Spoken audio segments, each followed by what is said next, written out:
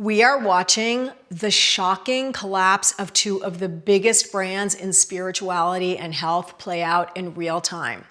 Deepak Chopra and Peter Attia. These guys were at the top of their game, the gold standard in their fields with legions of devoted fans and followers. And thankfully, the long dark shadow of the Epstein files is finally catching up to them.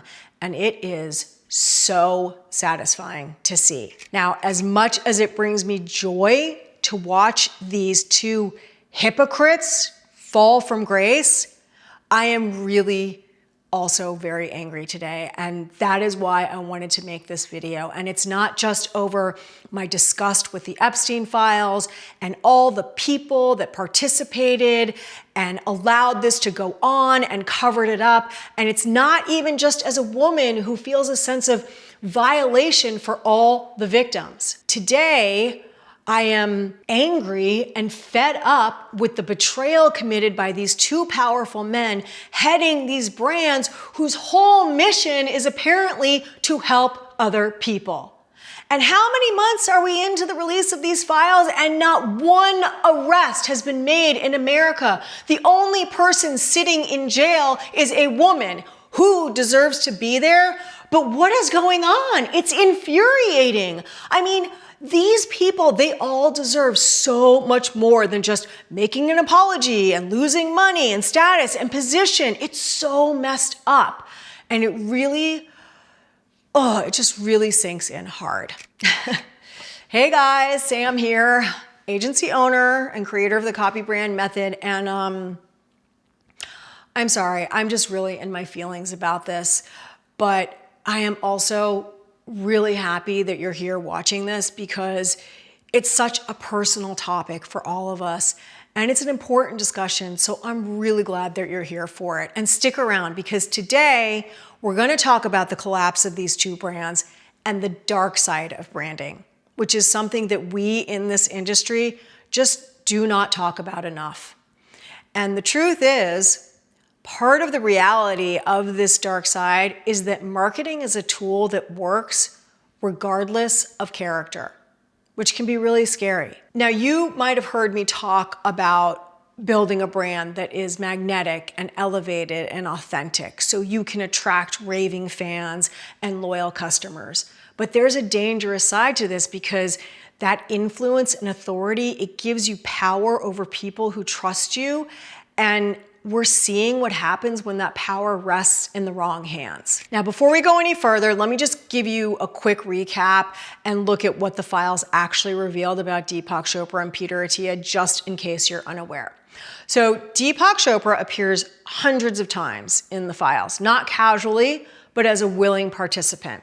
He met with Epstein dozens of times, and then there's this now famous email where he asked Epstein directly to bring girls to Israel for him, which is evidence of direct participation. Peter Attia, on the other hand, was Epstein's personal doctor, and he appears in the files like thousands of times, which is understandable since he was his doctor, but there are documented instances of him making lewd comments about women's bodies, and it just makes you wonder. It's unclear.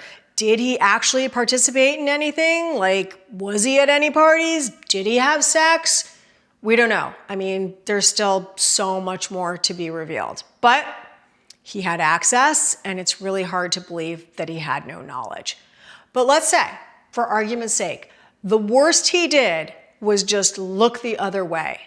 In my book, that's guilty enough. That's terrible.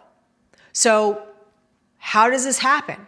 How could we be so deceived by these two people meant to help us and protect us? How does a brand become a cult-like shield for this kind of behavior? And what can we do to protect ourselves, to make it better, and make sure this kind of stuff doesn't keep happening? So there's something I recently learned about called the halo effect.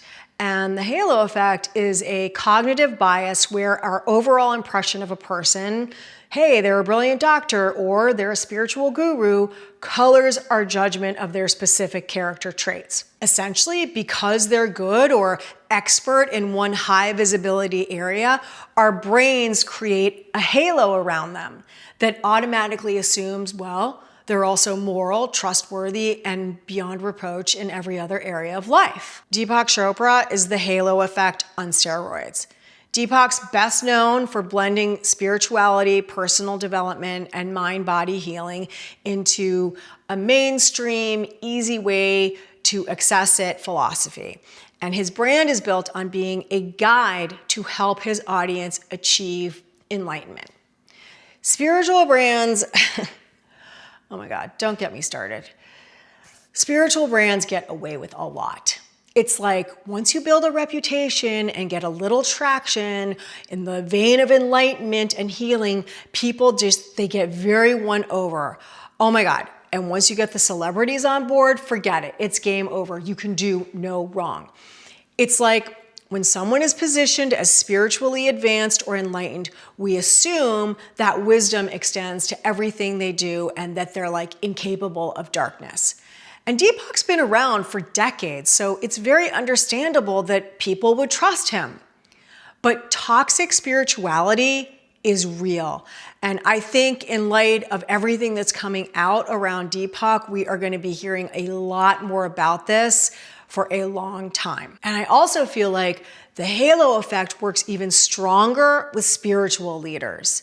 It creates this kind of protection, and because people trusted the brand so completely, they were blinded and they couldn't see the actual human underneath. Now, Peter Attia, he built his empire on optimization.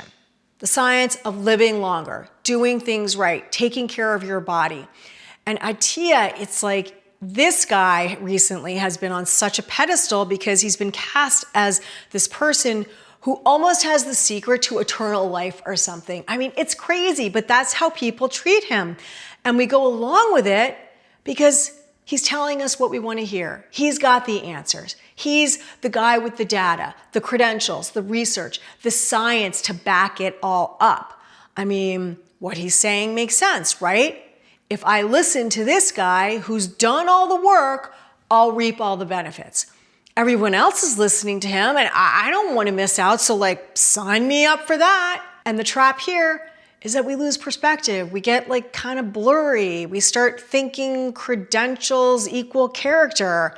Hey, if this guy has the secret to a long life and he's willing to share it with us, I mean, he must be a really good guy. Unfortunately, credentials don't equal character. You can be brilliant at understanding how the human body works and still fail the basic test of being ethical. What made both of these situations so stark is that these weren't just public figures with opinions. These were authorities that people trusted with intimate things.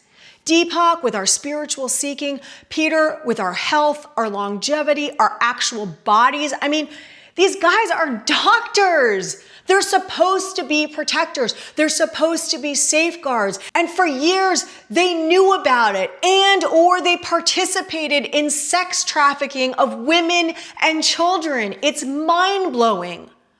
Their brands promised ascension while ignoring human degradation.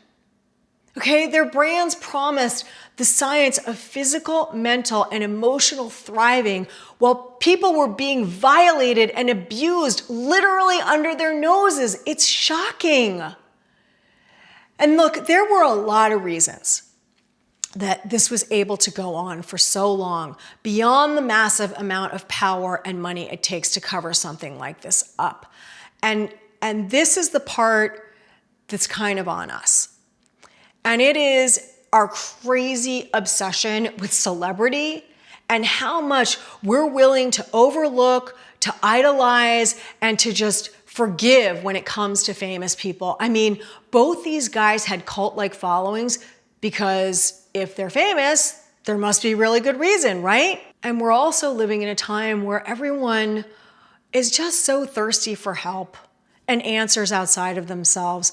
So it's really easy to become a target. It's messed up. You give your time, you give your energy, you give your money, you show up, you listen, you believe, you try, and then you find out the human underneath the brand doesn't match the brand at all. The whole thing is just, it's such a violation. But now that I've said my piece about that and we've processed that dark side a little bit, let's not leave on this depressing dark note. Let's quickly talk about the flip side and what founders can do to push back on this whole mess and how consumers can protect themselves. In my other video, The Art of Selling a Feeling, I talk about the new opportunity of brand integrity. Check it out if you haven't seen it. And I talk about this idea of brand integrity and how founders have a real opportunity to commit to radical congruence and transparency, meaning that what they sell publicly reflects what's being built privately. No gap, no hiding, the inside matches the outside, the public gets to see behind the curtain, there's transparency, and essentially you're practicing what you preach. Because you know what? Every lie becomes a thread that unravels the whole thing, and the lies always come out. Now, on the consumer side, people are so much more evolved. They are much savvier and smarter. They're conscientious buyers who want to follow, like, and spend money on the brands they trust and that align with their values. But when it comes to personal brands, it gets much trickier. It's very hard to evaluate authority figures because people's private lives are private, right? We don't know what secrets they're harboring, what lies they're telling. That's the whole problem here. So this is, by no means, do not get me wrong here. This is not an audience problem where somehow we should have known better. But I think if we can be more aware of this concept of the halo effect and remember that these are still fallible human beings, then at least that's the first step into protection. Humans are complicated. We're real. We have edges and contradictions. So maybe if a guru seems flawless in every dimension, you're not really looking at full enlightenment. Maybe you're looking at really good branding. It's good to question. It's important to not just follow every trend. And it's really important to use your own critical thinking. And I think the most confusing part about all of this is the paradox that the guidance and information that both Deepak Chopra and Peter Attia were giving us was really good. It worked. I mean, these guys have helped thousands of people. Unfortunately, it was coming from corrupted sources. The whole thing is just crazy, and it leads into a much bigger topic of how do we and should we separate the person from the work, the artist from the art? It's a fascinating subject, and I think it's one many people are struggling with today because more and more we're seeing people we grew up with and idolized, and we love what their art, we love their music, and then we see the realities of their private lives be revealed to us, and it's very jarring. It's really confusing. It's hard to reconcile all of this. I mean, I don't know, maybe I should do a video on that. In fact, let me know in the comments below if that's something you guys want to hear more about, and I will happily make a video on it.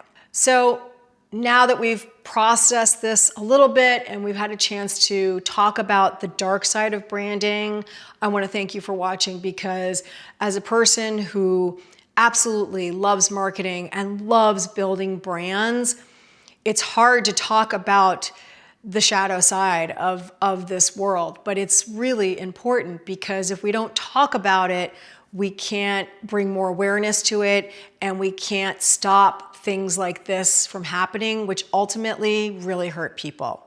So be sure to subscribe if you enjoyed our little talk. Thanks for being here, and I will see you soon.